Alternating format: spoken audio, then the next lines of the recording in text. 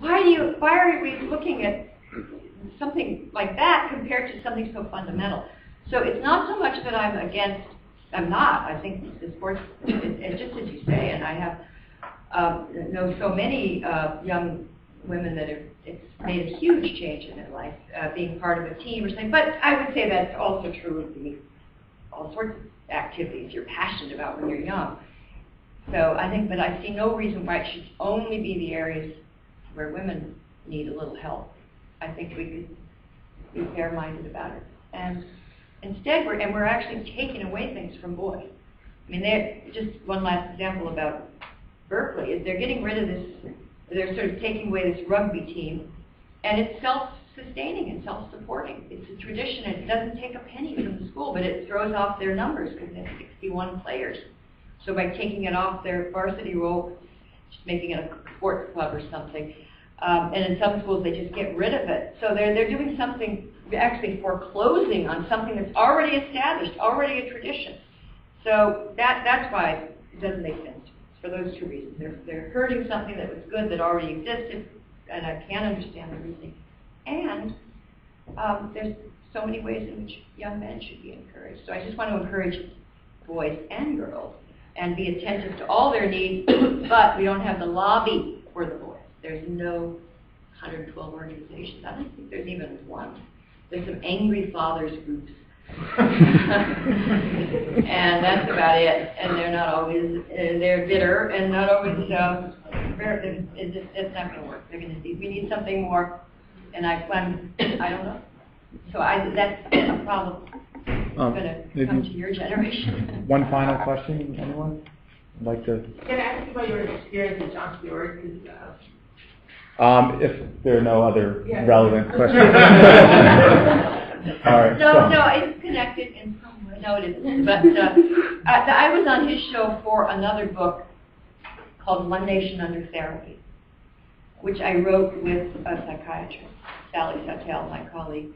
And we simply looked at how, is our society, especially our young people, flourishing under this sort of hyper-protectiveness that we've developed.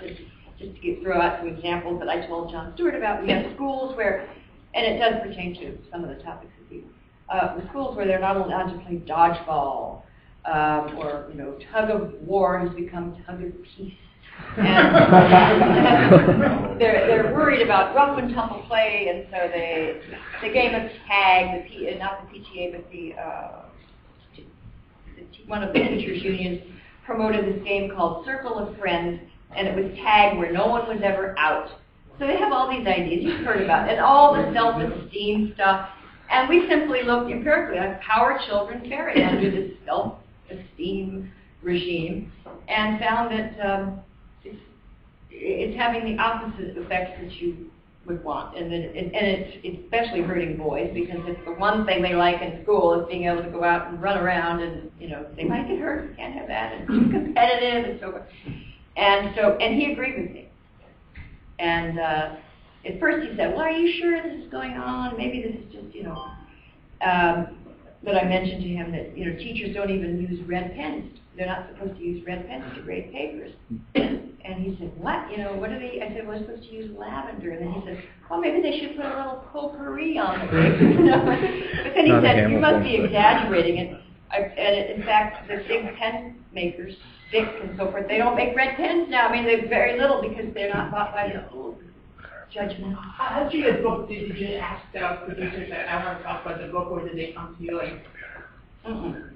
I don't know how it's probably the same now, but I've done 3 books, and when you do a book with Simon & Schuster, they have a publicity department, and then they try to get you everywhere they can. And those play, and it's mutual. They need people in there to come and tell stories and tell them about their books. And I would say Jon Stewart's a fair interviewer. I've seen him, not always, but mostly he's been fair with my friends. But the only thing about these shows, I've had a few colleagues that go on to that show, and they try to be funny and tell jokes, and I go, oh, that's so gross. You just have to go talk about your book and hope for the best and laugh at him. But I did get a few laughs with Tug of Peace. All right, well, thank you very much, Dr. Hoff Sommers.